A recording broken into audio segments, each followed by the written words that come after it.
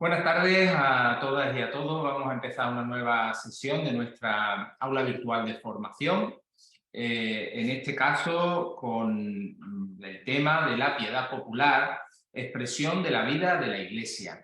Es un tema muy relevante el de la piedad popular, lo tenemos especialmente para nosotros, los cristianos de la diócesis de Huelva y en general en Andalucía. Hay una presencia muy notable de diferentes manifestaciones de esta forma de piedad a nuestro alrededor y, sin embargo, desgraciadamente para muchos de nosotros, entre los cuales me incluyo, muchas veces son manifestaciones muy desconocidas, no solo en sus detalles, en sus detalles propios, en su estética, en el funcionamiento de los grupos que hay, de los grupos humanos que hay por detrás de estas cosas, sino incluso todavía más en las raíces espirituales que hay en cada una de las personas que están implicadas en estos entornos de la piedad popular. Por eso hemos traído hoy, para hablarnos de este asunto, a una de las personas que no solo es que lo viven profundamente, ¿no?, el tema de la piedad popular, sino que además está profundamente implicado en la vida de las hermandades y cofradías de Huelva, y es una persona con una gran capacidad para exponernos los elementos fundamentales de este asunto. Se trata de Manuel Jesús Rodríguez Redondo, que es abogado en ejercicio, casado y padre de una hija. Es secretario de la Hermandad de Nuestra Señora de la Cinta y secretario de la Pía Unión de Adoradores del Santísimo Sacramento. Además, por si fuera poco, es miembro activo de la Delegación de Hermandades y Cofradías, que tiene un título muy largo, tiene más cosas esa delegación. Y además es miembro secretario de la Asociación Pro Canonización de Manuel Sidor, que tuvimos hace muy pocas semanas, tuvimos ocasión de compartir juntos el acto de presentación de esta asociación en el Gran Teatro de Huelva, en el que se puso de manifiesto cómo la figura de Sidor puede ser para todos los católicos de Huelva un gran referente, y en especial para nosotros, para los laicos, de cómo una persona puede implicarse hasta los tuétanos, puede darse la vida para vivir la fe no solo en entornos intraeclesiales, sino también en entornos extraeclesiales, lo que en los términos que se nos están haciendo muy familiares diríamos en salida, ¿no? Así que, bueno, sin más, sin ocupar más su tiempo, le doy la palabra a Manuel Jesús, sabiendo que habitualmente dedicamos, como sabéis todos, pues en torno a 45 minutos, una hora para la intervención de nuestro ponente, pero es muy interesante, muy relevante que vosotros os apuntéis alguna pregunta, estéis atentos a lo que se dice para que después podamos dialogar con él y así se enriquezca más nuestra formación a través de este formato. Muchas gracias a todos por estar aquí una vez más y en especial muchas gracias a ti, Manuel Jesús, por compartir con nosotros esta pequeña iniciativa. Adelante. Pues buenas tardes a todos, un placer compartir este rato de reflexión que vamos a echar en esta tarde. Y lo primero, decir que siento un poco de cierto pudor al verme hoy. Yo sigo el curso de formación a través del YouTube cuando tengo ocasión en casa, a las horas que me permiten mis horarios. Y claro, habiendo oído a las personas o personalidades que han pasado por este foro, pues bueno, no tengo más que explicaros que yo lo que voy a aportar hoy no es un conocimiento ni teológico ni pastoral, porque no tengo la preparación para ello, pero lo que voy a aportar es mi larga experiencia personal, puesto que he vivido toda mi vida, he vivido mi fe a través de la religiosidad popular y a través de las hermandades.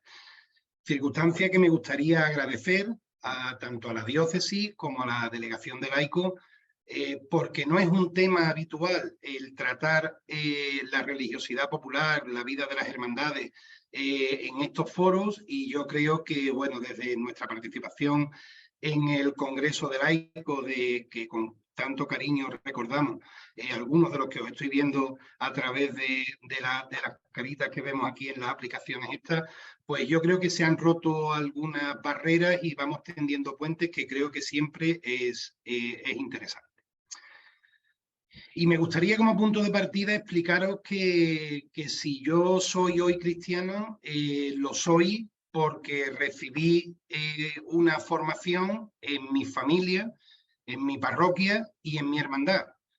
Yo he nacido en una familia cofrade vinculada a una hermandad, en concreto a la Hermandad de la Borriquita de Huelva, y a mí me ha servido mi pertenencia a la hermandad para formarme como cristiano, para tener una vida sacramental y evidentemente todos sabemos que todos somos imperfectos y todos necesitamos siempre seguir mejorando, pero mi experiencia personal ha sido a través de las hermandades y bueno, y hoy entiendo que trato de ser un cristiano activo al servicio de la iglesia, allí donde me llaman, al servicio de la parroquia, donde están inscritas o encardinadas las hermandades a las que pertenezco, y para mí es un hecho que no puedo separar de mi propia vida religiosa.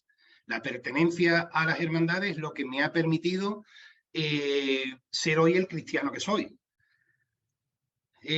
Además, esto lo que me ha llevado es a un doble convencimiento. Por una parte, el convencimiento de que en las hermandades, en la práctica, en la piedad popular, hay una doble dimensión. Son un elemento fundamental de evangelización en un contexto en el que la sociedad ya no es cristiana. Yo me quedo con las palabras que don Santiago puso en la presentación de las orientaciones pastorales para este año, donde decía que somos, los cristianos hoy en día, somos ya un movimiento contracultural. Nuestros valores no son hoy los valores de la sociedad que nos rodea, y entiendo que somos un elemento, cuando ponemos a una imagen del Señor en la calle, una imagen de la Virgen, pues estamos haciendo ese primer anuncio de la que nos hablan los documentos en los que estamos ahora mismo, los que estamos trabajando en la dinámica, en el momento actual de la Iglesia, pues, y creo que es fundamental la presencia en la calle de la religiosidad popular.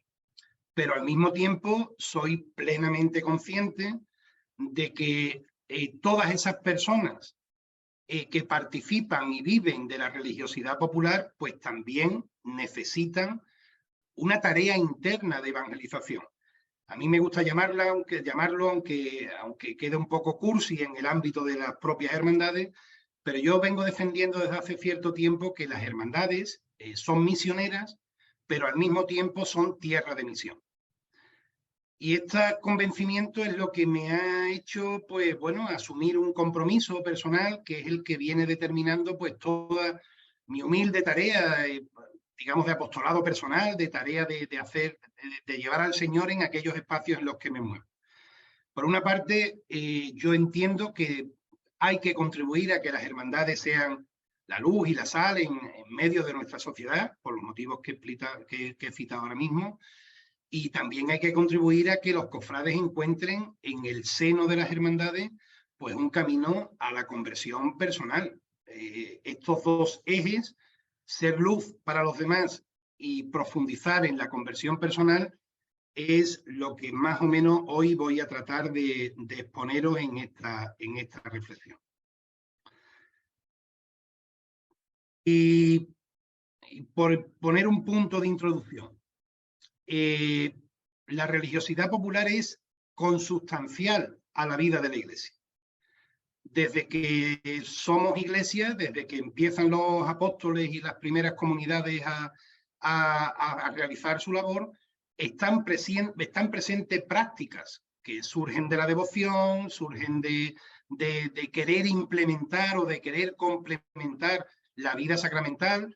Una de las prácticas más antiguas es, bueno, pues el rezo del Vía Crucis. Pues evidentemente los primeros cristianos ya están atestiguados hasta el siglo II, ya está atestiguado la existencia de esta costumbre, pues seguían los pasos del Señor hacia el Calvario. Eso no es una práctica litúrgica, no es un sacramento, pero bueno, es una costumbre, una piedad que entiendo que alimenta la religiosidad y la vida interior y la vida espiritual de todos aquellos que desde el siglo II ya tienen estas muestras de piedad. Por otra parte, muchas muestras de esta piedad tienen que ver con el propio proceso de cristianización. La evangelización de los primeros tiempos, lo que hizo al implantarse en el mundo romano, no es más que adaptar rituales anteriores, dándole un contenido cristiano y dándole una utilidad que yo creo que era evangelizadora. Las propias procesiones no son más que reflejo de las procesiones romanas que hacían dentro de la religión romana. El cristianismo lo que hace, la Iglesia, es utilizar un lenguaje que es el que entendía el pueblo para evangelizar. Y yo creo que todas estas iniciativas, todas estas muestras a lo largo de la historia ayudaron y siguen ayudando a llevar el evangelio y la palabra de Dios a los más sencillos, al pueblo en general. A mí me llama la atención que hasta el Vaticano II no había debate respecto de la religiosidad popular, todo lo contrario.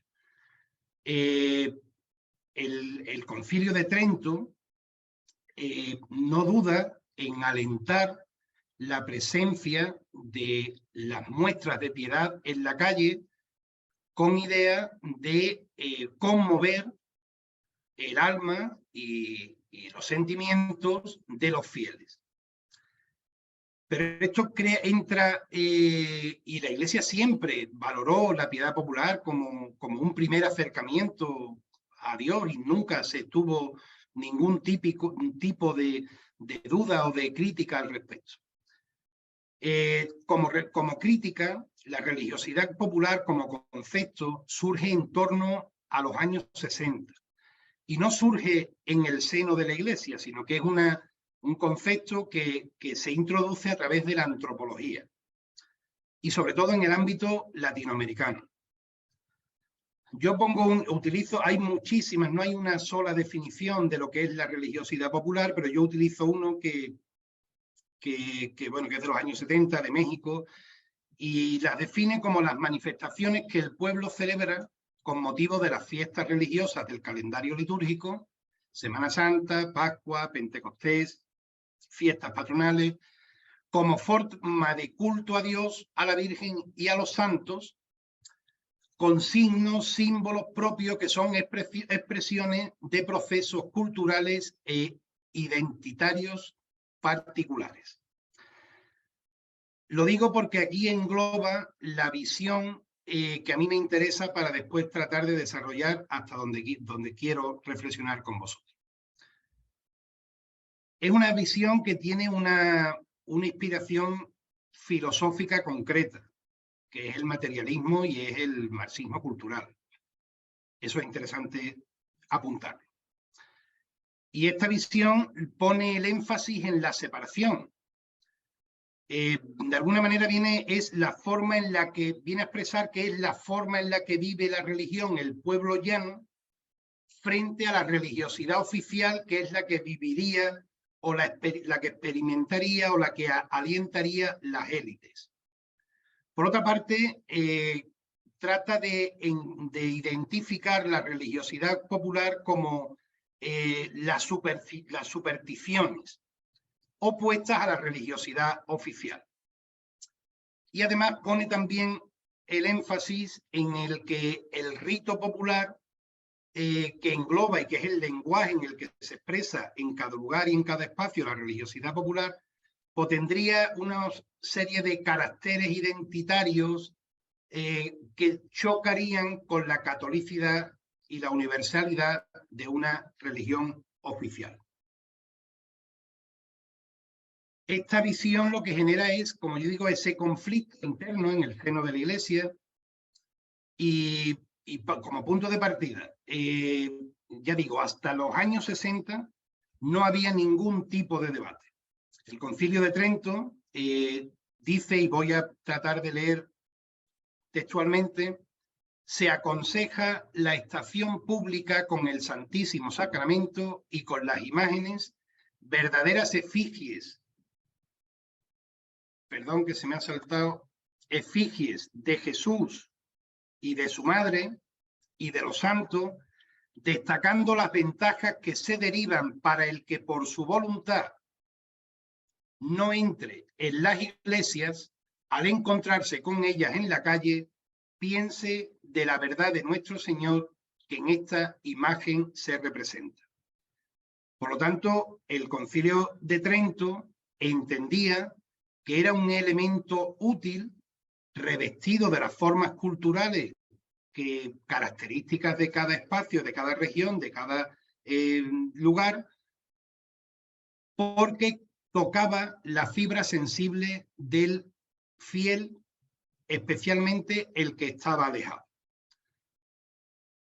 Todo esto entra en conflicto con esa visión antropológica que hemos explicado antes, porque coge en el momento en el que se está desarrollando el Concilio Vaticano II. Y se plasma cierta desconfianza desde la religiosidad, desde la religión oficial, desde la curia, hacia esa visión, digamos, empobrecida de la religiosidad popular. Es cierto que podemos tener, puede tener parte de razón.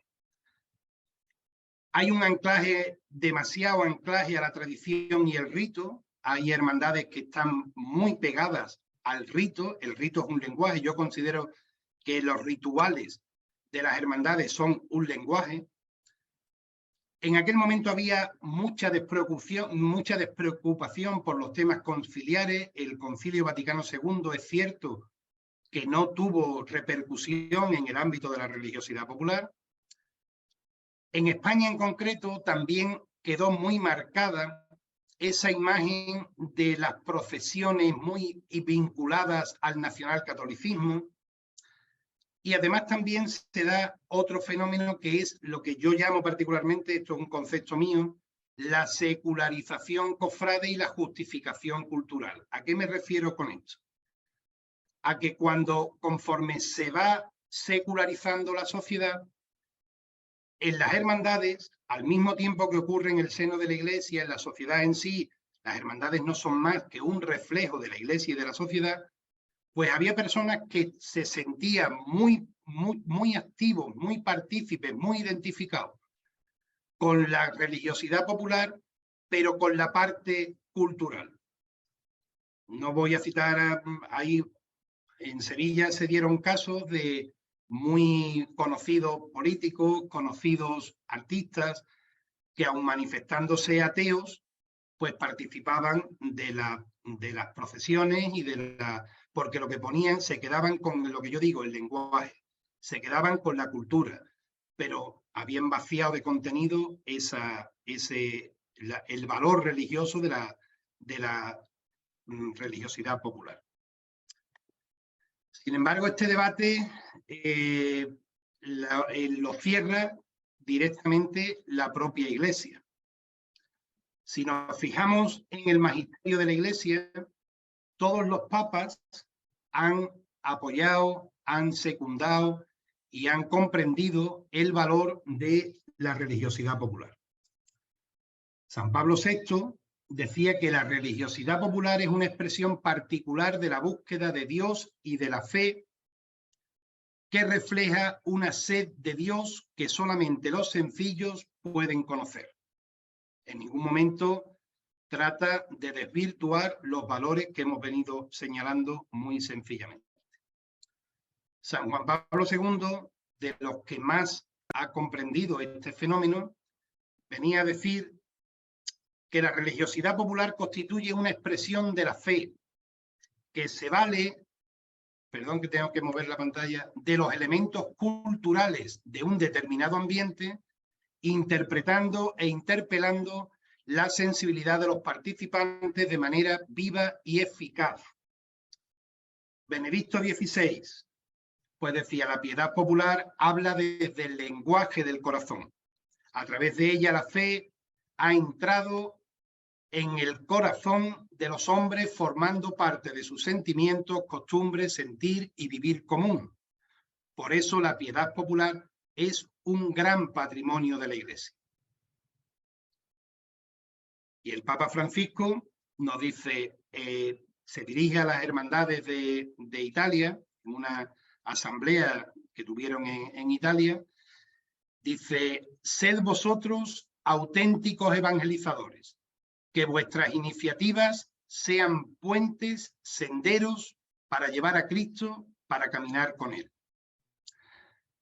Por tanto, si hacemos un pequeño resumen de todas estas visiones que los santos padres, los papas han tenido de la religiosidad popular, pues vienen a configurarla como, primero, como un patrimonio de la Iglesia, que para sus participantes sirve como un camino de búsqueda de Dios y al mismo tiempo constituye una expresión de la fe, y además al mismo tiempo interpela a los demás a convertirse y a vivir la fe de manera viva y eficaz. Esto se identifica con lo que os decía al principio. Tiene una serie de valores positivos, que es el poner a Dios en medio de la sociedad, pero tiene la carencia de que no todos los que participan lo hacen con un sentido, digamos, integral de lo que es vivir la fe. En esa misma línea, los documentos del magisterio de la Iglesia pues van avanzando en la misma dirección. Voy a citar algunos y porque se va viendo cierta evolución.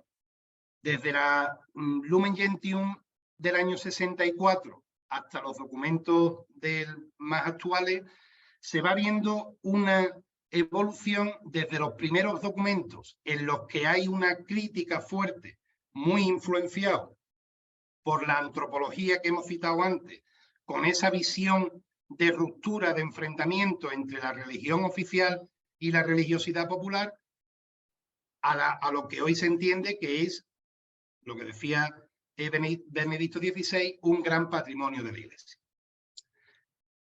La Constitución Lumen Gentium, si bien no habla específicamente de la religiosidad popular o de la piedad popular, sí habla en un momento determinado de la devoción o del culto a la Virgen y a los santos. Y dice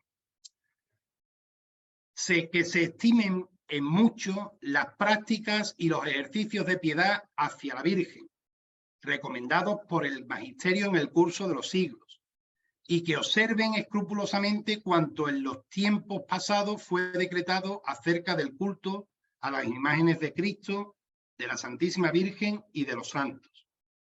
Y al mismo tiempo nos va a marcar ya un camino. Debe ayudarnos a promover y guiar el sentimiento religioso del pueblo para que, siguiendo los pasos de María, llegue a adorar a Jesucristo y al Padre y a Dios Padre en el Espíritu Santo. Por una parte, como estamos viendo, reconoce la valía que tiene. Por otra, la contrapartida es que esto nos debe de ayudar a un mayor sentido de la conversión personal. En el año 75 se publica la Evangelii Nuntiandi, donde sí ya habla de la religiosidad popular, pero muy influenciado por esa crítica que hemos citado, habla de los límites, marca los límites, los defectos, los problemas que nos vamos a encontrar con las manifestaciones de piedad popular. Dice, la piedad popular está expuesta a ciertas deformaciones de la religión, es decir, a las supersticiones.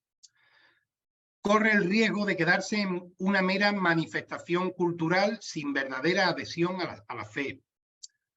Puede poner en peligro la verdadera comunión eclesial al generar esas tensiones que hemos dicho que señalaba la antropología.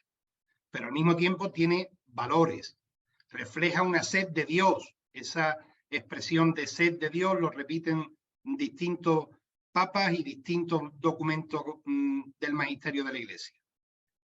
Es una manifestación de la fe en el mundo, importante, como decía al principio, cuando estamos en una sociedad, en un mundo cada vez más contrario a los valores cristianos. Y después dice, engendra actitudes interiores que raramente se observan en el mismo grado en quienes no posean esa religiosidad popular, sentido de la entrega, de la paciencia, el sentido de la cruz en la vida cotidiana, el desapego, la aceptación, la propia vida de devoción. Y sobre todo concluye diciendo que bien orientada mediante una pedagogía de evangelización puede ser cada vez más útil para más masas populares, para que éstas tengan un verdadero encuentro con Dios en Jesucristo. Además, indica un cambio. En este documento se propone sustituir la religiosidad popular por el término piedad popular. De alguna manera se estaba tratando de separar aquellos aspectos negativos que señalaba la antropología como opuestas, como enfrentadas a la religión oficial, y aquí se habla como si fuera lo que siempre fue, un complemento de la vida del cristiano.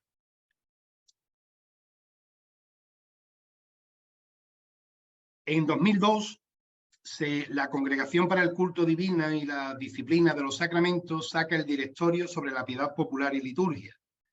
Ya esto es un documento más cercano a nosotros. Y ya va cambiando la visión. Ya no es la visión negativa de los años 60 y primeros años 70, sino que ya se pone en valor lo que las hermandades, la religiosidad popular y todas estas prácticas piadosas encierran. Fundamentalmente me quedo con que dice: la piedad popular es una manera legítima de vivir la fe, un modo de sentirse parte de la Iglesia y una forma de ser misioneros. Por lo tanto, yo me quedo, veréis que esa preocupación personal mía que yo os transmitía del valor que podemos encontrar en la religiosidad popular frente a un pueblo, una sociedad cada vez más descristianizada, con la necesidad de que sean para nosotros un instrumento que nos ayude a vivir una vida cristiana más auténtica. Y para eso este documento señala una serie de valores que yo personalmente los he identificado y los he podido experimentar conmigo y en las hermandades donde he estado. Son un instrumento de socialización. En las hermandades se vive el encuentro, la convivencia, la unión, la colaboración. Es un cauce para vivir el sentido de la trascendencia. Nos recuerda no solo a los que estamos metidos en estas prácticas, o en estas costumbres, o en estas tradiciones, sino a todos los que participan y nos contemplan, que el ser humano es naturalmente religioso. Y al fin y al cabo no deja de ser una auténtica catequesis. El que nos contempla ve la pasión del Señor, ve los misterios de la Virgen, ve la vida de los santos, que al fin y al cabo son la narrativa que a nosotros nos debe de permitir tener una vida más auténticamente evangélica. Por lo tanto, vemos que el magisterio de la Iglesia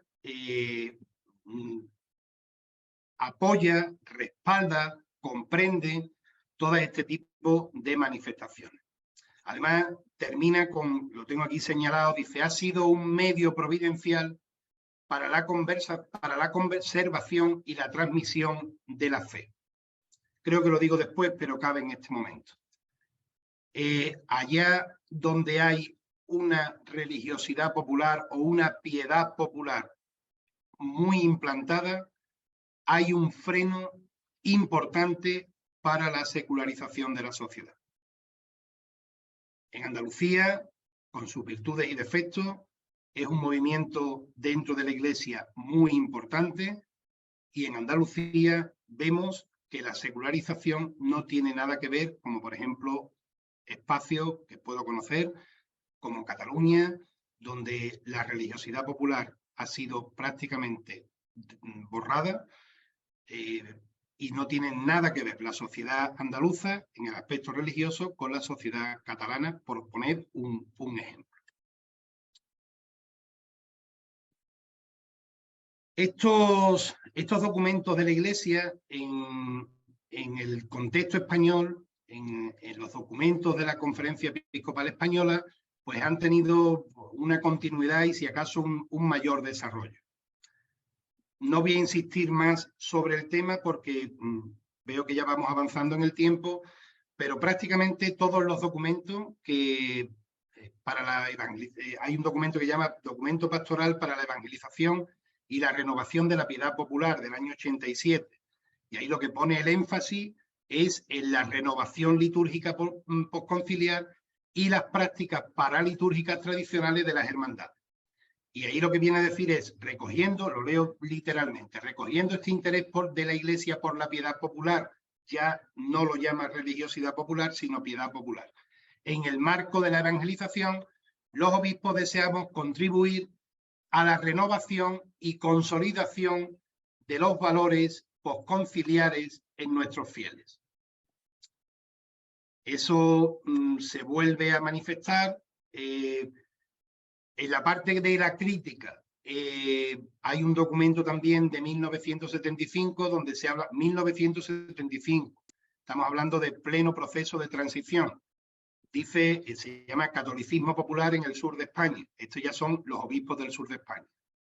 Pues vienen a repetir lo que venimos hablando desde el principio, de lo que han dicho los papas, lo que dice el magisterio de la Iglesia, lo que dice la Conferencia Episcopal Española. La religiosidad popular es una oportunidad de evangelización, lo que venimos diciendo.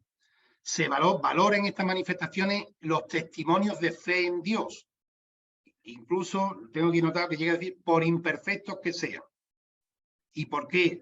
Porque hacen visibles la trascendencia, el sentido de la trascendencia, el sentido de la experiencia religiosa.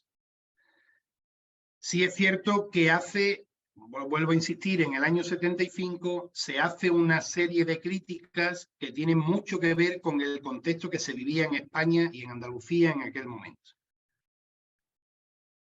Respecto de la curia, respecto de los sacerdotes, dice, hay actitudes pastorales abandonistas, al considerar que estas experiencias son simple subdesarrollo religioso, una degradación del cristianismo por ignorancia, mero residuo de sacralización supersticiosa. Para el que se ha criado en esto son palabras duras, pero bueno, es magisterio de la Iglesia. Expresa que pueden ser creencias poco evolucionadas, más propias de una religiosidad primitiva que del catolicismo de hoy.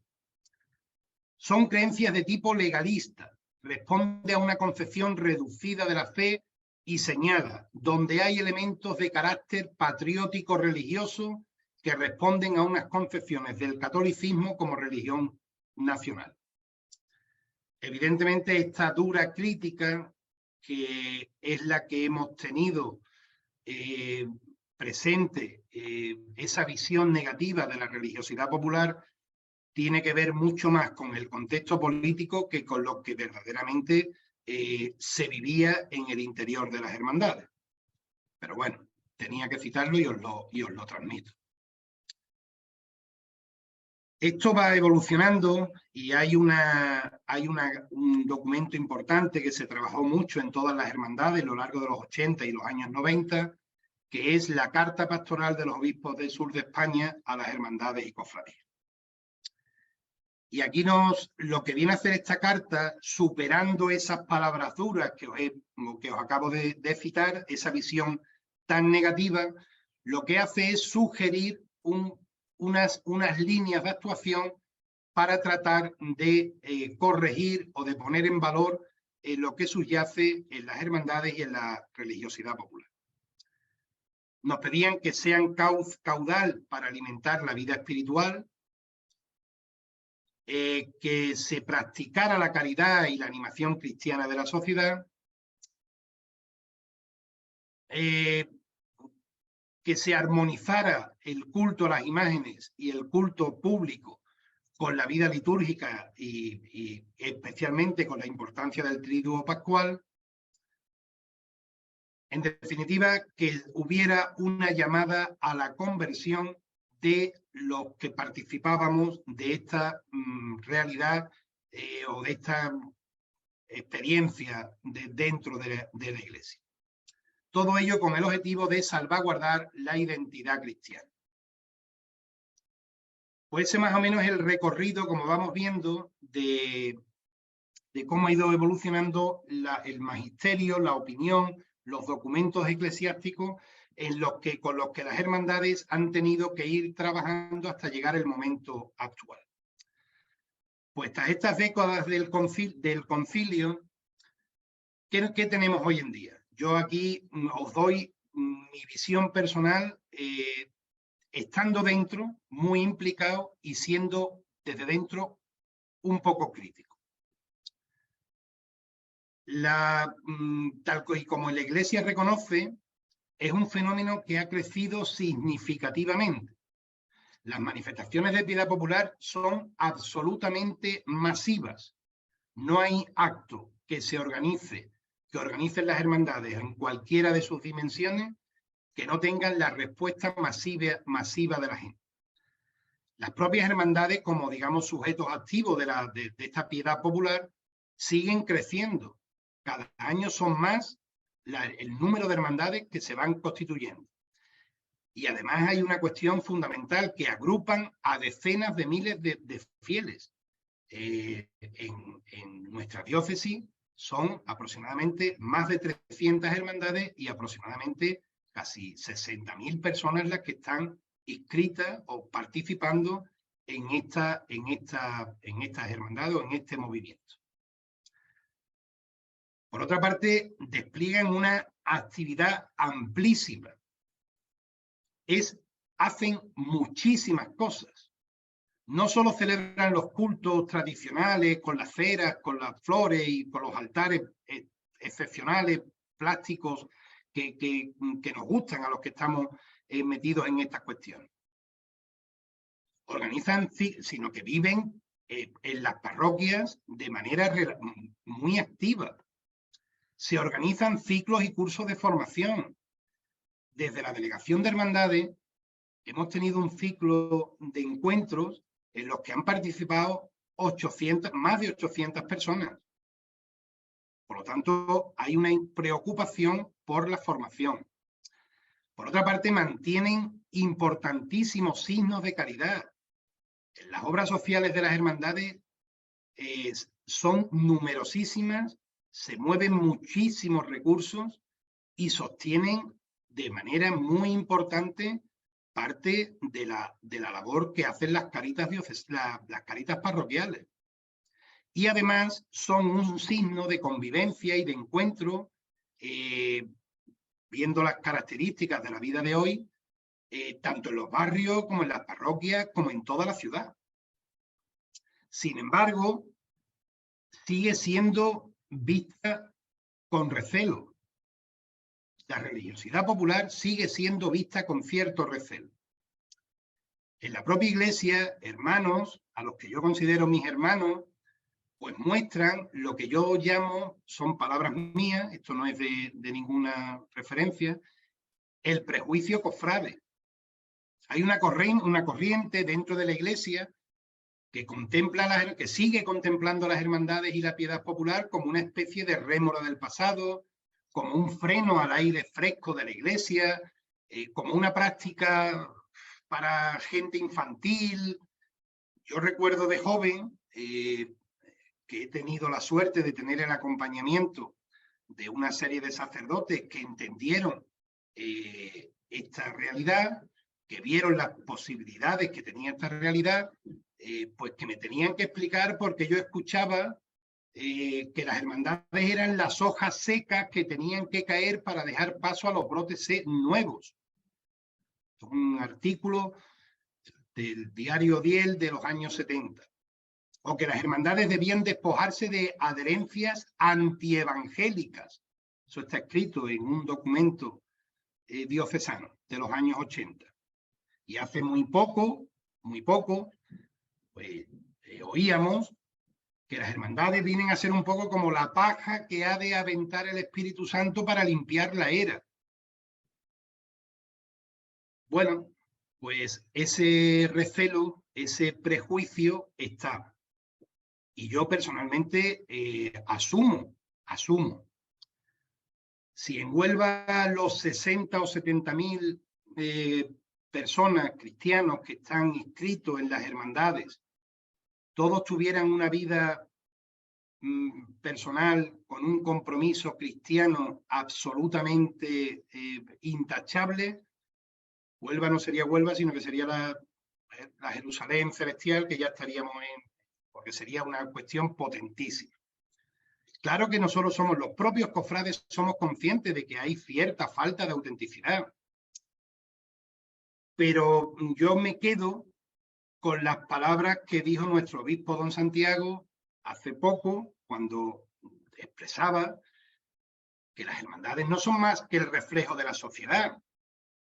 Y cuando yo lo interpelaba, pues me decía que llevaba razón. Claro, no podemos, si quitamos el valor a las hermandades, a la religiosidad popular, porque no todos son hermanos activos en la vida de la Iglesia, con el mismo silogismo estaríamos deslegitimando a la propia Iglesia en el momento en el que no todos los bautizados tenemos esa vida comprometida con los sacramentos, con las parroquias y con la vida de la Iglesia.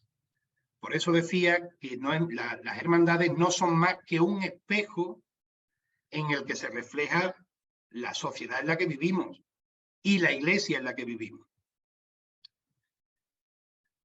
Asumiendo esa realidad, pasa absolutamente desapercibido, se tamiza mucho el gran compromiso de los miembros de las hermandades y los miembros de la piedad popular como miembros activos de la Iglesia.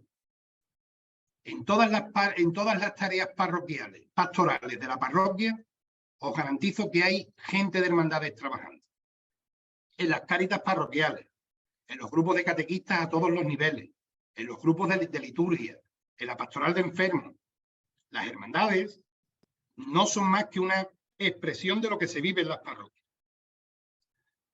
Y sin ser ejemplo de nada, hay mucha gente, sobre todo la gente que está trabajando en el seno de las hermandades, que viven la Eucaristía y los sacramentos, pues como cualquier fiel más, viven integrados en las parroquias, sirven en cuantas tareas y misiones se les encomienda, y sobre todo, y esto lo digo desde la experiencia que estamos teniendo tanto en la delegación como en muchas de las hermandades con las que tengo contacto, en nuestras hermandades hay una firme conciencia de evangelizar, tanto a nivel interno, es decir, tenemos que, como yo decía antes, que las hermandades sean tierra de misión, de evangelizar a los hermanos que están más adormecidos en la práctica religiosa, como siendo un faro, una manifestación de la fe en nuestras calles.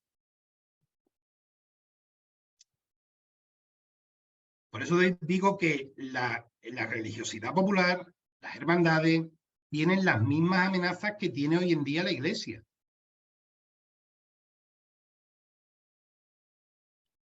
Y ya creo que voy terminando. Se me olvidaba. Un dato incuestionable es la oportunidad que supone cualquiera de las celebraciones multitudinarias que se organizan entre las hermandades o que ponen de manifiesto la piedad popular. Sin darnos cuenta, estamos manifestando nuestra fe y estamos anunciando el Evangelio. Estamos siendo un ejemplo de ese primer anuncio al que nos llama la Iglesia en salida y que tanto hemos trabajado en estos últimos años a todos los niveles, en todas las diócesis.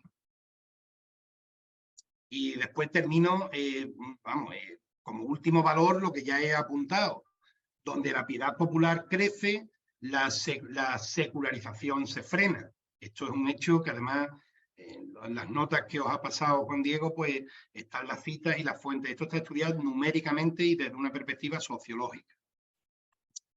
Por lo tanto, ya para ir concluyendo,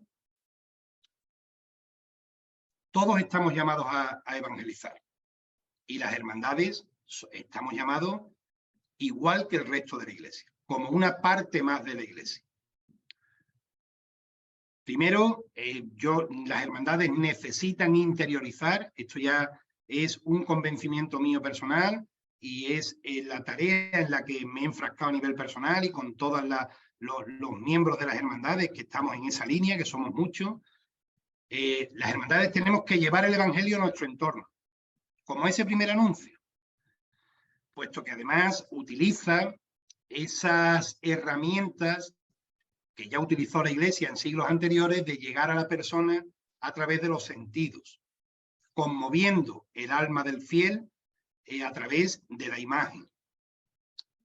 Por lo tanto, entiendo que debe de ponerse en valor de que cuando ponemos una imagen del Señor en la calle, lo que estamos dando es testimonio de nuestra fe.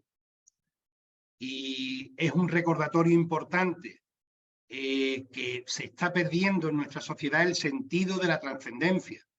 Y por lo tanto yo creo que es una primera llamada importante. A mí me gustaría que manteniendo y con las correcciones que estamos tratando de impulsar desde el interior de las hermandades, dejemos que el Señor actúe. Yo creo que puede ser un instrumento válido. Y os cuento una pequeña anécdota.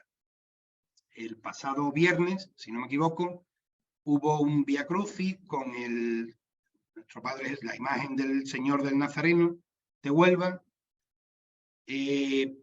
No se podía andar por las calles del centro. Había miles de personas en torno al Señor. Y lo único que estábamos haciendo era rezar el Vía Crucis, las distintas estaciones. Al pasar por una terraza, oía una pareja y uno preguntaba, ¿esto qué es? ¿Ese quién es? Y la que estaba al lado le decía, ese es el Nazareno. Y a mí necesariamente me recordó lo que tuvieron que vivir aquellos primeros espectadores que vieron pasar al Señor en Israel y dijeron, ¿quién es ese? Pues ese es Jesús, el Señor, el Mesías, el Nazareno. Yo creo que eso puede ser ya una nota que justifique y anime el papel de la religiosidad popular frente a los que nos observan. Y por otra parte, y ya termino, las hermandades tienen que ser conscientes de que no pueden confundirse con que sean un fin en sí mismo. Eso es un gran mal que tienen las hermandades. Creer que las tradiciones heredadas, lo folclórico, lo cultural, lo estético, es lo que justifica la existencia de las hermandades.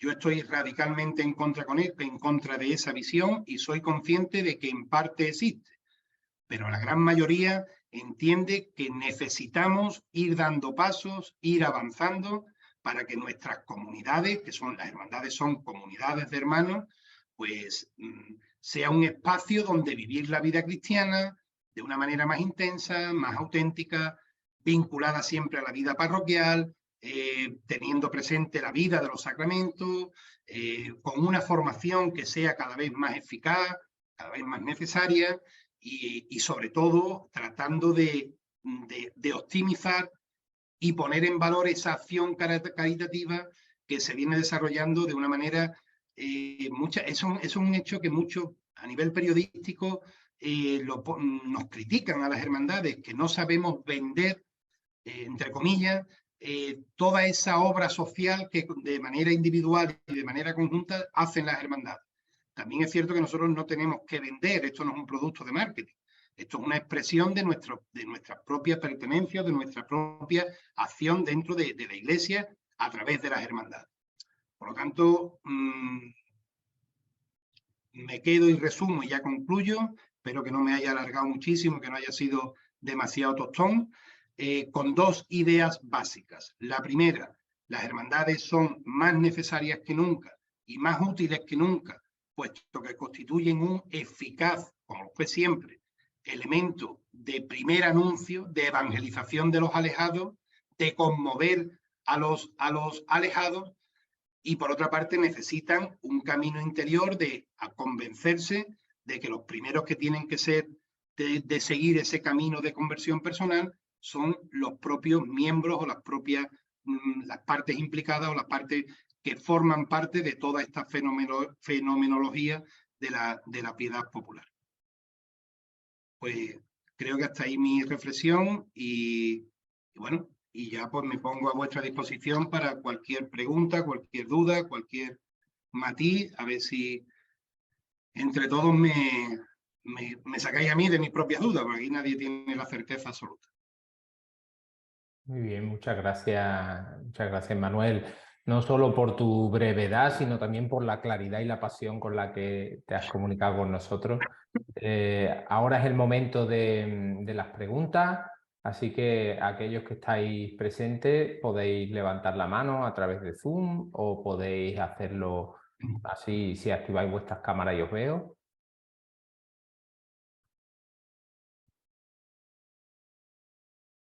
Por aquí en el chat te dicen muchas gracias Manuel Jesús, ha sido una reflexión maravillosa de conocimiento de lo que es la piedad popular de parte de Mari Carmen.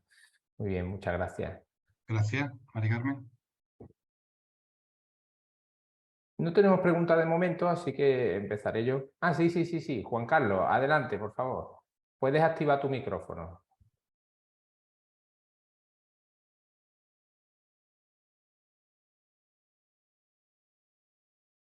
Todavía no te oímos. Abajo a la izquierda te aparece el micrófono en rojo, dale, y ya podrás activar. A ver, vamos a ver si ahora lo conseguimos.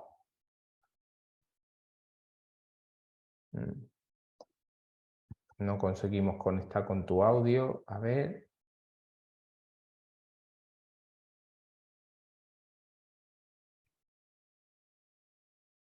Bueno, no te preocupes. Sigue en ello intentándolo. Mientras tanto, yo le voy a lanzar otra pregunta a Manuel Jesús y estoy lanzándote una invitación de reactivar el audio. Es abajo en el icono de la izquierda. Y Emilia nos pide la palabra, así que puedes activar tu micrófono, Emilia. Y a ver ahora. Ahora. Eso es, muy bien. Ahora sí. Emilia, por favor, encuadra un poquito tu cámara para que te veamos la cara completa. Es que estoy muy baja sentada. Ahí, eso, bájalo un poquito para que te veamos, muy bien. Sí, bueno, a mí me ha parecido muy bien lo que dice, porque efectivamente yo he tomado algunas anotaciones y efectivamente es la cara visible de la iglesia, ¿no? Un poco en la calle. Pero a mí me parece que en la mayoría de los casos, sobre todo los que representan la hermandad, están vacíos de contenido.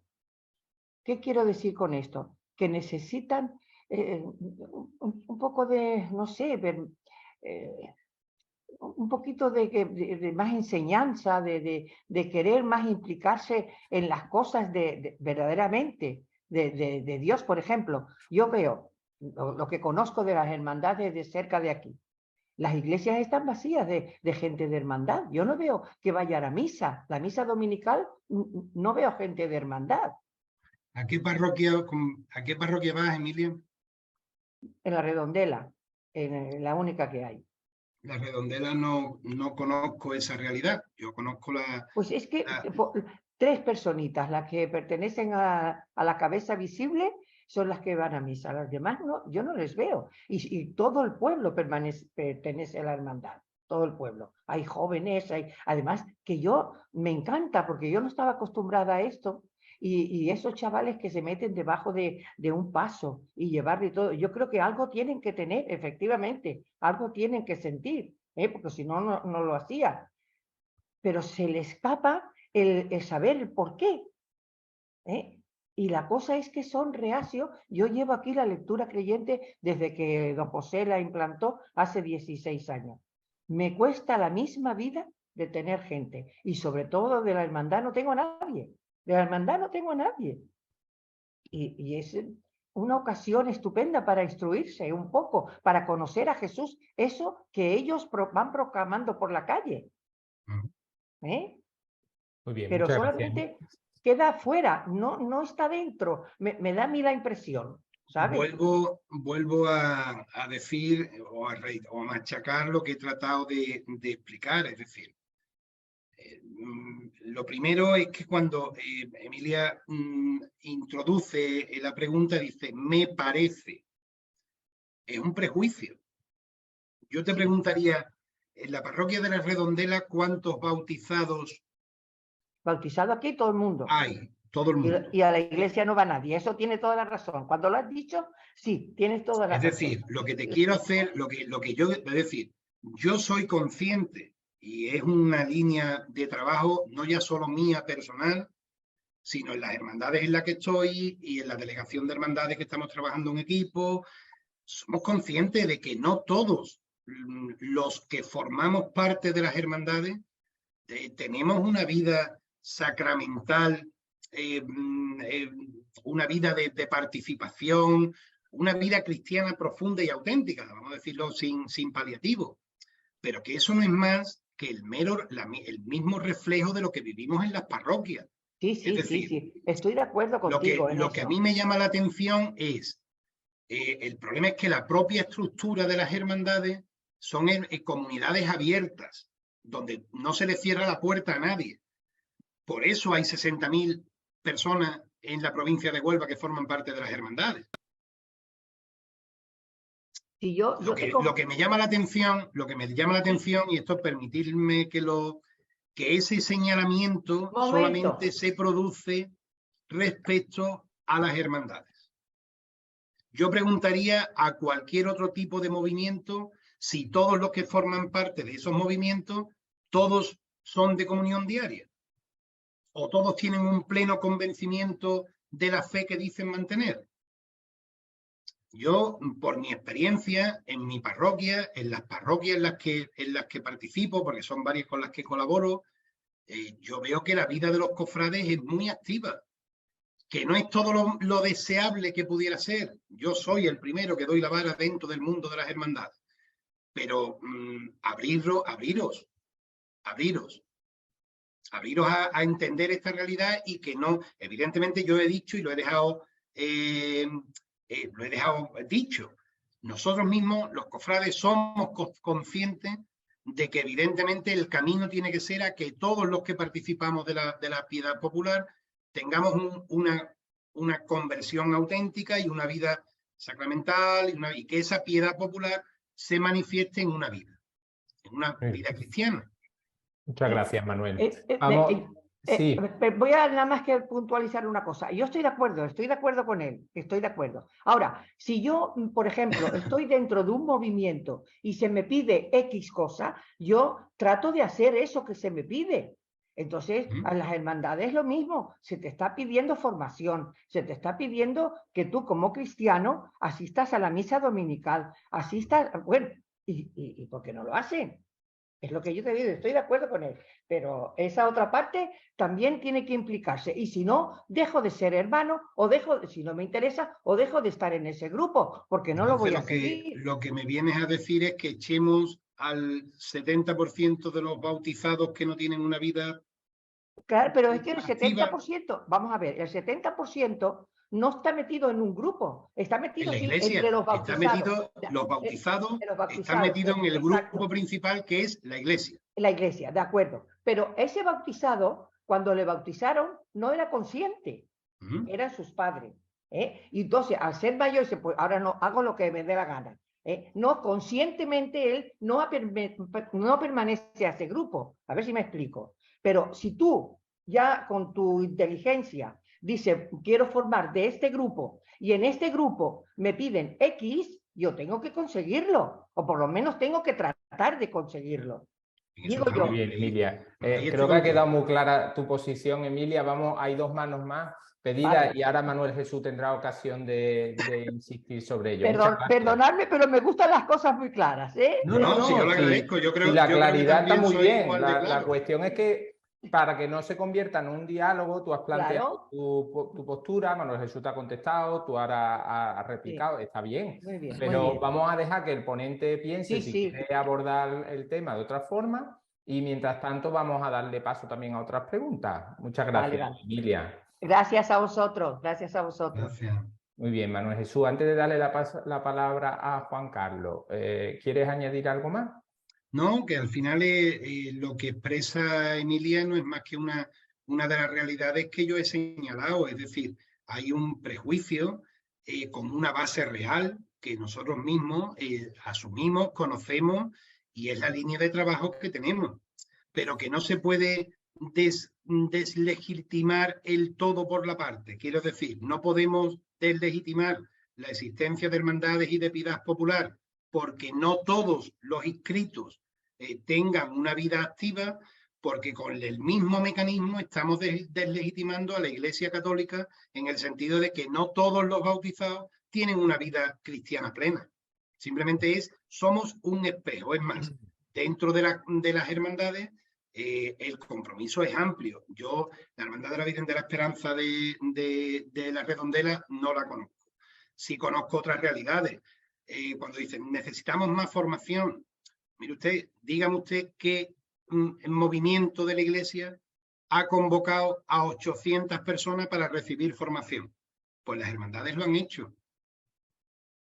Quiero decir que esto no es una justificación, que nosotros mismos somos precisamente los que señalamos los caminos que tenemos que seguir para ojalá pudiéramos conseguir que los 60.000 inscritos en las hermandades de Huelva pudieran tener todos una vida plena de testimonio cristiano, de vida de sacramentos y de oración y de conversión.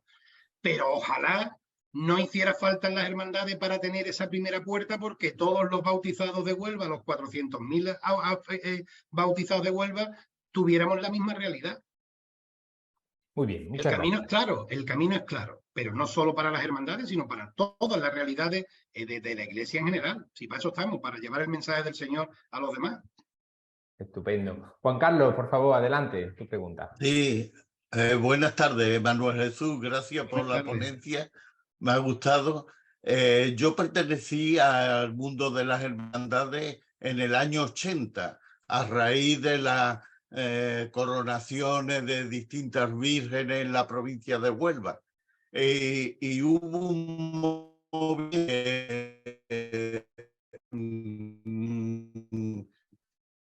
no te escucho bien. Fue en aumento. ¿No me oyen? Ahora sí. Ahora, repite la pregunta, Juan Carlos, por favor, repite.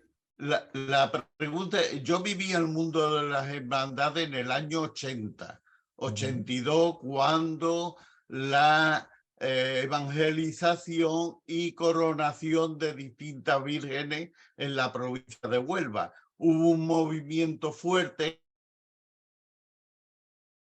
Es que te perdemos un poco la conexión, Juan Carlos. Tenemos una conexión endeble. Mi pregunta es, como las hermandades también se adaptan a la sociedad actual, yo lo veo más problemático a la hora de atraer a la Iglesia, principalmente por tema político, por tema y que ha cambiado la sociedad. Mi pregunta es, ahora veo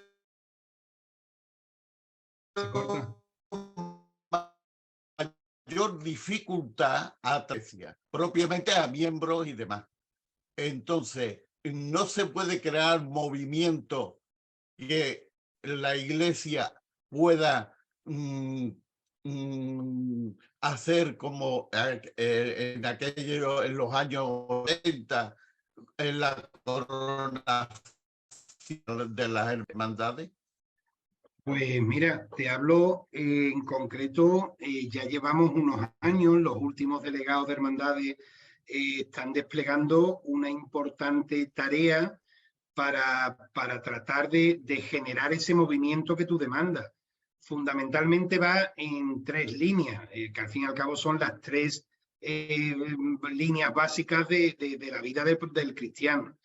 Primero, en tratar de impulsar esa vida de iglesia, de Eucaristía dominical, de vivir la fe de manera consciente, que esa debe de ser la primera columna. La segunda debe de ser también la formación. Es que hoy en día es muy complicado, y no solo los cofrades, sino los cristianos en general, todos los bautizados, la gran mayoría tenemos una formación prácticamente de primera comunión.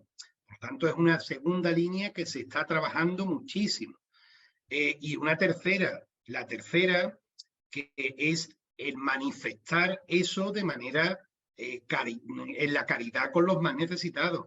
Es decir, esos tres ejes de la vida, de lo que es la vida, del funcionamiento de una hermandad, hoy en día está en valor. Que no todos van, claro, que no todos colaboran, claro, es que eso es un reflejo de la propia realidad en la que vivimos y de la propia sociedad y de la propia iglesia en la que vivimos. Antes de conectar me decía Juan Diego, oye, ¿qué tienes el 22? Y digo, pues yo qué sé, pues tengo un montón de cosas. Vivimos en una sociedad en la que el propio ocio no nos deja tiempo. Los compromisos sociales no nos dejan tiempo. Los compromisos laborales no nos dejan tiempo. El tiempo es muy complicado. También eso refleja la dificultad de comprometerse en determinadas acciones. ¿Qué es lo que está haciendo la delegación? La delegación está yendo al territorio. Estamos tratando de ir a cada uno de los arciprestazgos y tener un encuentro personal y que creo que es importante en cada uno de los arciprestazgos. Ya te digo, han sido más de 800 personas y casi el 70% de las hermandades han participado. Es decir, creo que se está avanzando y es la línea. El tema de la caridad, pues la caridad debe de, lo mismo que la formación, tenemos que buscar cauces que sean más válidos que la mera charla teológica de altura que a lo mejor se nos pierde, pues tenemos que buscar herramientas para llegar. ¿Cuál es el problema? Que en las hermandades no hay agentes pastorales con una cualificación ni una preparación específica, pero como no lo hay en muchas parroquias. Otra línea que estamos tratando de la caridad. Nosotros tenemos que movilizar los recursos, pero no podemos ir pegando tiros a ciegas. Tenemos que tener una conexión estrecha con la Cáritas diocesana y con las Cáritas parroquiales, que ellas sean las que nos digan dónde tenemos que actuar y las hermandades están actuando. No os podéis ni imaginar la cantidad de recursos que mueven las hermandades con fines benéficos y con fines caritativos. Muy bien, muy bien. Muchas gracias. Se está avanzando. Esto es poner en marcha la maquinaria. Ya se lleva una serie de años, bastantes años trabajando. Y bueno, yo creo que los frutos se tienen que, bueno, ya es el Señor. Nosotros sembramos y ya el Señor dará si agarra o no agarra la semilla. Muchas gracias, Manuel. Juan Carlos, había mucha dificultad con tu conexión y no te hemos podido escuchar del todo bien, pero creo que ha quedado bien respondido el asunto, ¿eh? Le damos la palabra ahora a Mario Merino. Adelante. Hola, buenas tardes. Buenas tardes. Bueno, Jesús, agradecerte tu concreción y tu claridad en la exposición. Yo quería hacer una reflexión doble, ¿no? Primero, hace tiempo que escuché a alguien, no digo un feligrés, sino alguien de la curia, que decía que las hermandades eran la cruz de la iglesia.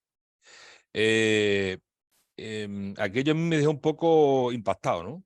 Eso de la cruz de la iglesia.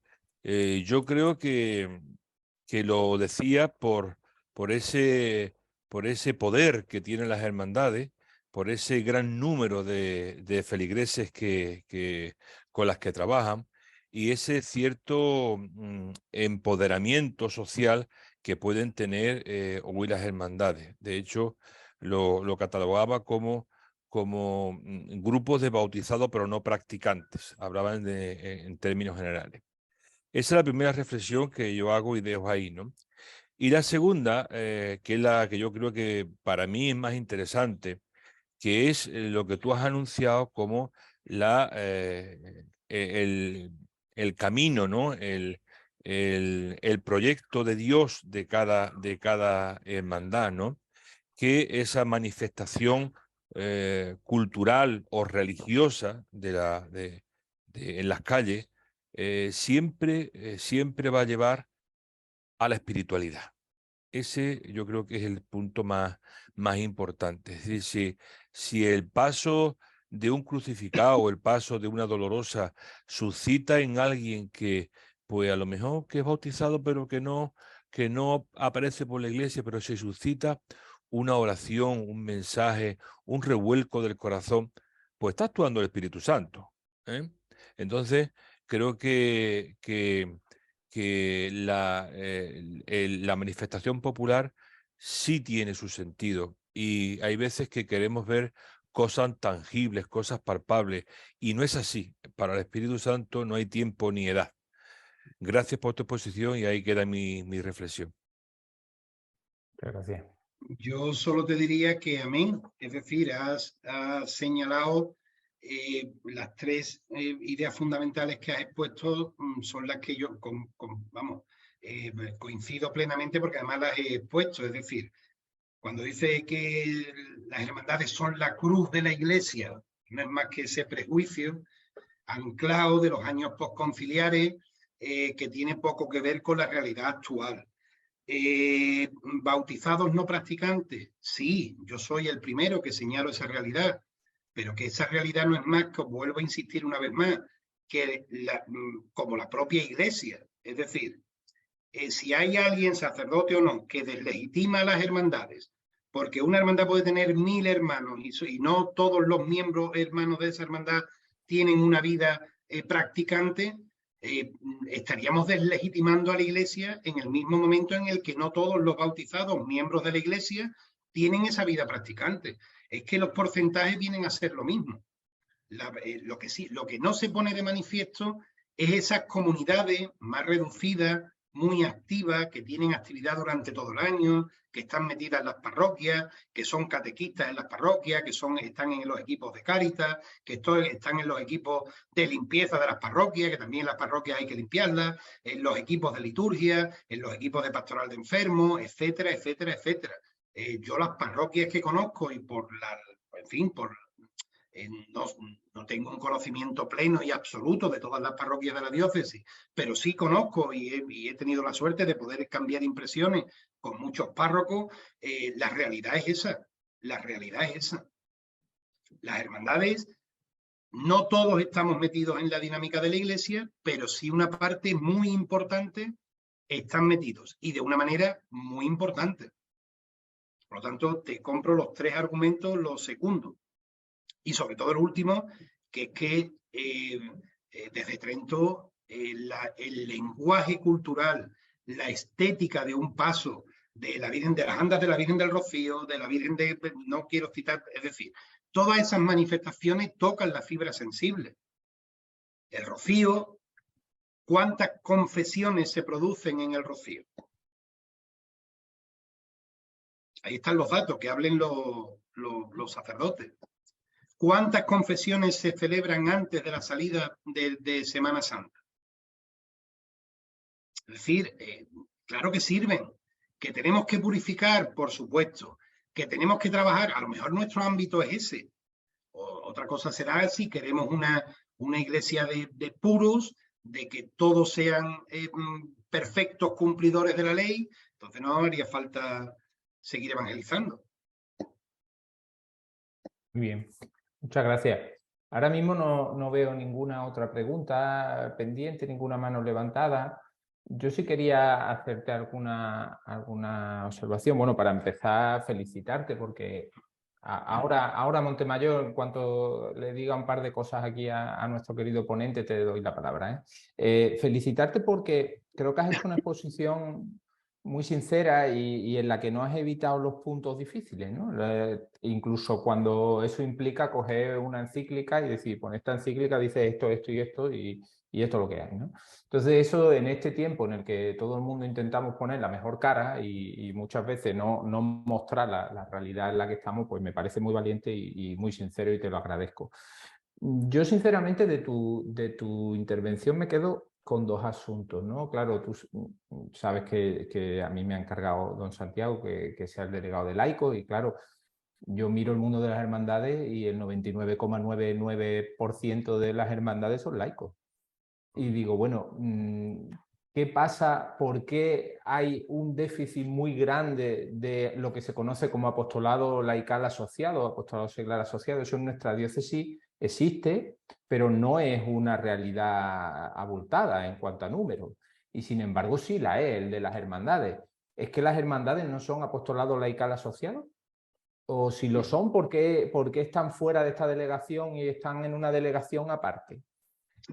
Más allá de, no es que yo quiera tener más trabajo, entiéndeme, sino la cuestión es decir, es que quizá el enfoque no lo tenemos bien puesto. O sea, es decir, es que cuando tú hablabas yo decía, estos son laicos que se unen, que se asocian para vivir su fe. Y ahora viven su fe en torno a las 4 grandes líneas pastorales que ha planteado nuestro obispo en las orientaciones pastorales. Es decir, desde la presencia pública hasta la experiencia de comunión eclesial, todo. Es decir, ¿por qué no consideramos las hermandades a nivel general, los que no somos cofrades? Yo no he sido hermano nunca de ninguna hermandad, ni mi sensibilidad ni mi espiritualidad ha crecido en ese entorno, pero cada vez más lo veo como decir, oye, si es que esto es lo que la gente está encontrando. Y sobre todo, Manuel Jesús, una cosa que veo muy positiva y una cosa en la que veo el gran déficit, pero como tú bien has señalado, no es un déficit solo vuestro, ¿no? La cosa muy positiva es que las hermandades y las cofradías, los santuarios, en general la piedad popular, ¿no?, está dando ocasión de crear familia, comunidad, grupo de entronque a laicos de cualquier condición, tanto cultural como económica, como formativa, da igual. Hay una posibilidad de entronque. Es decir, este es mi grupo, esta es mi hermandad y ahí yo tengo una comunidad chiquitita, hasta en la aldea más pequeña de Huelva. Eso no lo estamos sabiendo ofrecer desde ninguna otra parte de la Iglesia. Ni los movimientos laicales asociados especializados, ni las parroquias. Nadie está consiguiendo generar grupos de manera general que funcionen como espacios comunitarios pequeños. Claro, eso está funcionando, pero ahora viene el gran peligro, pero que no es un peligro de las hermandades, que es un peligro de cualquier grupo que se consolida como núcleo caliente, ¿no?, como núcleo estrecho, que es quedarse en sí mismo. Es decir, falta la diocesanidad y por lo tanto la catolicidad a la que tú has hecho referencia. Ahí hay una pregunta que a mí me interesa plantearte. ¿Qué papel juegan los sacerdotes en las hermandades? Porque claro, nosotros no podemos caer en la tentación de pensarnos laicos como laicos separados, sino laicos como una parte de una iglesia total en la que hay vida religiosa, hay clero y hay los laicos. La función del clero, específicamente la del clero diocesano, es favorecer la catolicidad, favorecer la diocesanidad y por lo tanto la unidad de la iglesia. ¿Caen las hermandades en el riesgo de estar seleccionando a los sacerdotes y coger al que me viene bien? ¿O cómo? ¿Cómo lo vivís? ¿Cómo lo vivís? Mira, yo es que esa pregunta se la hacía yo y estoy viendo a Isabel, que fue testigo de cuando paramos allí en Toledo, ¿te acuerdas? Camino de... cuando íbamos camino del Congreso de Laicos, en la que don José, nuestro obispo emérito, tuvo bien de mandar a 2 cofrades en el grupo de la representatividad de los laicos, pues claro, aquello no era muy... Es decir, nos llevamos, fue una experiencia maravillosa, de las más hermosas que he vivido yo dentro de mi participación en la iglesia, en la diócesis. Pero claro, el principio era un choque, porque aquellos 2 cofrades que íbamos, ¿verdad, Isabel? Había poquito de, como estos 2 que hacen aquí, ¿no? Estos son de hermandades. Esto fue una pregunta que yo le transmitía a don José. Es decir, mire usted, nosotros somos laicos, pero nosotros no formamos parte de la pastoral de laicos. Y bueno, él en principio abrió esa puerta, pero sí es verdad que yo creo que eso es una cuestión un poco atávica. Es decir, desde que se crea la diócesis tiene un departamento para el tema de las hermandades que hasta hace relativamente poco tiempo se dedicaba a una cuestión muy burocrática, aprobar estatutos, regular las elecciones de las hermandades, las salidas extraordinarias, es decir, las cuestiones burocráticas que tenemos las hermandades, que al ser tantas y tantos asociados, pues genera una actividad y se había olvidado la pastoral. Entonces, en los últimos años se está trabajando, se están haciendo equipos en los territorios, estamos saliendo a visitar el territorio y ¿qué nos encontramos? Cuando tenemos el contacto con las hermandades hay una visión diametralmente separada, que somos como unos laicos apartes, ad hoc, los cofrades, pero también tenemos, pero que eso viene desde antes, es decir, es que la propia estructura de la diócesis no nos ha mezclado, no dependemos de un tronco común. Quizás tiene que ver, primero, por esa evolución temporal que ha tenido la propia praxis, Y segundo, porque bueno, las hermandades tienen también su propio lenguaje, sus propias estructuras, y es como una especie de grupo que necesita una atención especial. Es por lo que yo lo entiendo, ¿no? De todos modos, yo creo que especialmente don José y don Santiago, que siguen esa línea, yo creo que ya es una cuestión de que estemos presentes en el equipo en los equipos pastorales, en fin, en todo este tipo de... mi propia presencia como cofrade en esta iniciativa de formación para laicos ya es un gesto de que ese muro se va derruyendo. Pero sí es cierto, esa pregunta se lo planteé yo a don José en su día. ¿Por qué nosotros somos unos laicos? No me gusta decir como de segunda. Eso tiene que ver con ese prejuicio, que tiene que ver con la sociología, con haber sido identificados con esa iglesia preconciliar, con esa iglesia, digamos, nacional catolicista, que no tiene nada que ver. Ni yo soy preconciliar, ni soy nacional, ni muchísimo menos, ni yo, en fin, yo soy un hombre de mi tiempo, y mi tiempo ya ese prejuicio hay que ir superando. Las fórmulas administrativas, pues no lo sé. Después, por otra parte, me hablabas de los sacerdotes. Las hermandades no eligen a sus sacerdotes. Las hermandades tienen a su dirección espiritual y a su asistente eclesiástico, que es el párroco en el que están encardinadas, en el que están establecidas.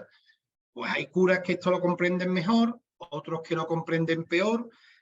Para mí personalmente, yo no he tenido nunca ningún inconveniente con los párrocos en los que he estado a lo largo de mi vida. Una de las personas que son culpables de que yo en mi vida haya seguido o haya seguido tratando de alimentar mi fe, pues es mi primer párroco, que fue don Ildefonso. Don Ildefonso no era cofrade, para nada, además muy crítico, además lo admiro, porque además le sigo todos los escritos que sigue haciendo con una lucidez magnífica a pesar de la edad. Yo lo sigo, lo sigo. Bueno, pues no era cofrade y yo no he tenido ningún tipo de problema con él, ni las hermandades que... Después hay una praxis, una convivencia, que eso tiene mucho que ver con las propias relaciones humanas. Un sacerdote me puede caer mejor, otro me puede caer peor, con uno puedo tener más afinidad, con otro puedo tener menos afinidad, pero eso es la propia dinámica de la vida. Pero las hermandades no elegimos.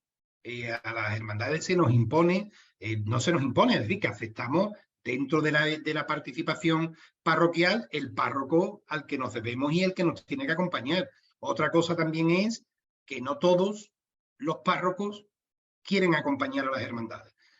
Pero yo no voy a caer en esa facilidad de echarle la culpa a los párrocos. No.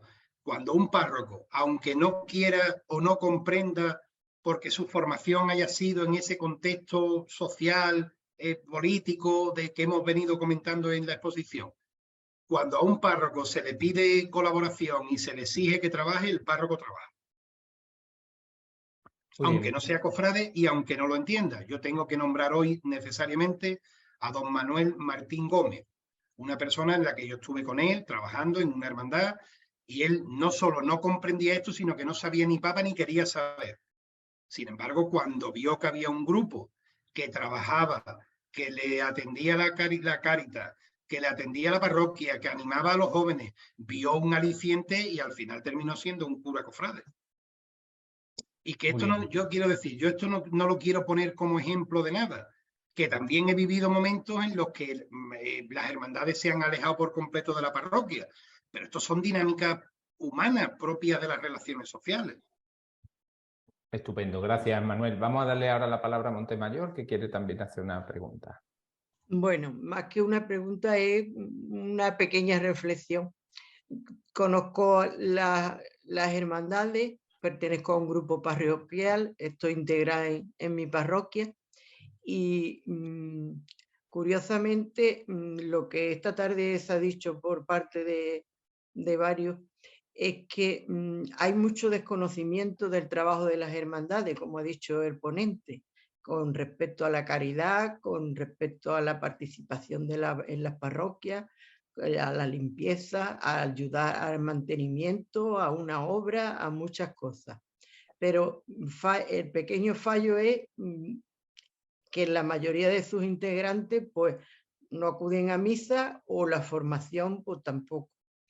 Entonces yo creo que el fallo es de todos los que integramos una parroquia, en el que tenemos que tratar de ponernos de acuerdo de alguna forma para que ese trabajo que hace una hermandad se complemente con el del resto de grupos de la parroquia, llámese Cáritas, llámese visita de enfermos, que todo esté bien coordinado, y luego a la hora de la formación, pues que se le dé la formación que necesitamos todos en realidad, porque la formación la necesitamos todos. Hay algunos que han estado participando en la lectura creyente, otros no, intentar que participen más, pero lo que sí es cierto es que las hermandades es una cantera muy, muy rica que tiene la Iglesia y que no podemos dejárnosla ahí.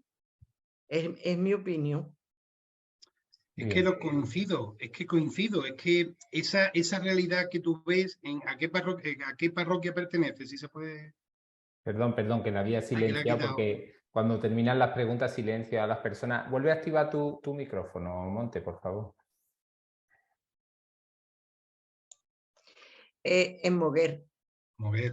Entonces, Moguer hay mucha participación cofrade, hay varias hermandades y varios grupos. Y Cáritas de Moguer puede decir mucho de lo que se hace. Cáritas de Moguer, bastante. Y los párrocos pueden decir mucho de lo que se hace, el interés que hay por la formación. Es decir, nosotros estuvimos en Moguer hace, ya va a ser un mes, 3 o 4 semanas, y la respuesta fue muy importante. Es decir, las hermandades están vivas y como elementos y cuerpos vivos pues tendrán, como siempre, que yo soy el primero que lo señale. Si yo dentro del mundo de las cofradías soy señalado como crítico, claro, pero es que tenemos que azuzar el fisco para que esto vaya avanzando. Pero es verdad, lo que estás diciendo es verdad, que no todo es perfecto, sin duda, pero yo llamo la atención a una cuestión: la juventud. ¿Cuánta juventud está entrando en las hermandades? Algunas absolutamente perdidas, Y hay grupos de jóvenes que se reúnen y la primera preocupación es el candelabro y la flor, si es amarilla o es verde o es roja. Yo también he pasado por ahí cuando tenía esa edad. Pero se están reuniendo todas las semanas. Se están reuniendo en la iglesia. Están yendo, si no todos los domingos, algún domingo a misa. Oye, creo que se va caminando, que no es lo ideal, por supuesto. Lo ideal será cuando estemos todos ya en el reino, en la presencia del Señor. Aquí nos toca lidiar con la realidad. Pero creo que las hermandades son una puerta de entrada y una llamada que no puede ser mirada como una realidad negativa. Muy bien, pues muchas gracias, Manuel. Tenemos que evitar ese cierto síndrome de la levadura en el sobre cerrado, ¿no? Sí, mientras la levadura está en el sobrecito, es que es muy pura, es muy buena, pero si no la abre y no la echa y no la disuelve, de poco va a servir, ¿no? Entonces, es verdad que los que estamos acostumbrados a movernos en grupos muy chiquitines, tenemos la tendencia a pensar que los grupos grandes, pues todo se descafeína y que, en fin, que se pierde la autenticidad. Tampoco hay mucha gente que sepa tratar a los jóvenes, porque la edad media de la iglesia se ha ido muy alta y ahora hay un salto generacional enorme. Entonces, hay muchas cosas que impiden el diálogo sereno y tranquilo con el mundo de las hermandades, ¿no? Pero yo creo que tú hoy nos has dado pistas para que los que hemos asistido y los que nos vean después en diferido, pues puedan reflexionar sobre en qué medida no solo se trata de salir desde donde yo estoy a esas periferias que parece que me tengo que ir al fin del mundo, sino salir de mi comodidad mental y acercarme a ti, que estás viviendo otra cosa, aunque no esté yo acostumbrado a ponerme una corbata. Por ejemplo, en mi caso a mí no me importa, pero hay mucha gente que ve a un cristiano con corbata y parece como que ese ya no es pobre o no es lo suficientemente entregado a no sé qué causa. O sea, hasta las cosas estéticas nos separan. ¿Cómo puede ser eso en una iglesia, ¿no? Así que bueno, te agradezco de corazón que hayas estado con nosotros, ha sido un placer, y a todos vosotros igual. Te doy la palabra para que pongas una conclusión antes de cerrar la sesión. No, yo simplemente agradeceros la oportunidad que me habéis dado de un poco de poner en público las reflexiones que vengo trabajando desde hace mucho tiempo y que, bueno, pues en la que estoy vinculado y en la que estoy comprometido a tratar de impulsar dentro de las hermandades y a nivel personal.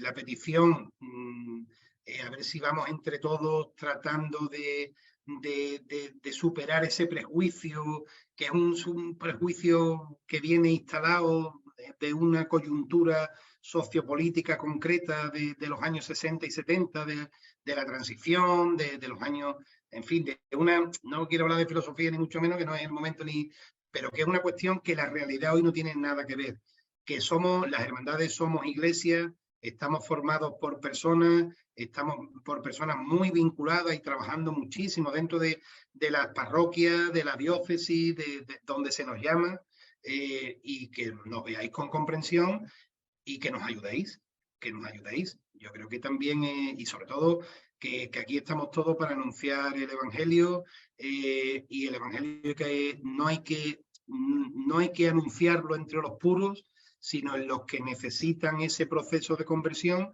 y si dentro de las hermandades hace falta, pues allí lo haremos. Y si además las hermandades por el camino sirven para poner la presencia de Dios en la calle, para los que no tienen nada que ver con la religión, ni con la fe, ni con el mero sentido, como yo digo, el mero sentido de la trascendencia de la vida, pues bendita sean las hermandades y bendita sea la piedad popular. Muy bien, muchas gracias, amigo, Gracias a vosotros. por todo, que ha sido un verdadero placer. Pues quedamos todos emplazados para vernos la semana que viene. Este mes de marzo, como ocurrió en febrero, tendremos 2 sesiones. Y la semana que viene cambiamos el día habitual. No será el jueves, sino el miércoles. El miércoles 22 a las 6 de la tarde. Igual no podemos estar todos, pero bueno, podremos verlo después en diferido. Y tendremos con nosotros al profesor Miguel García Baró, que es el responsable del programa Repara, de atención al tema de los abusos sexuales en la Iglesia, en concreto en la Archidiócesis de Madrid. Es una persona muy bien preparada para hablarnos de ese espinosísimo y doloroso tema. Así que espero que podáis difundir la convocatoria entre las personas de vuestro entorno, para que ningún católico que esté un poquito interesado en poder sacar la cara por la Iglesia, sin quitarle importancia a nuestros pecados, ¿no? Pero también sabiendo, como ha hecho muy bien hoy nuestro ponente, poner las cosas en su sitio. Pues también nosotros, la Iglesia nos necesita en ese sentido, que nos formemos para poder argumentar ante las falacias que a menudo pues tenemos que escuchar, ¿no? Así que nos vemos el día 22. Muchas gracias a todos y hasta pronto.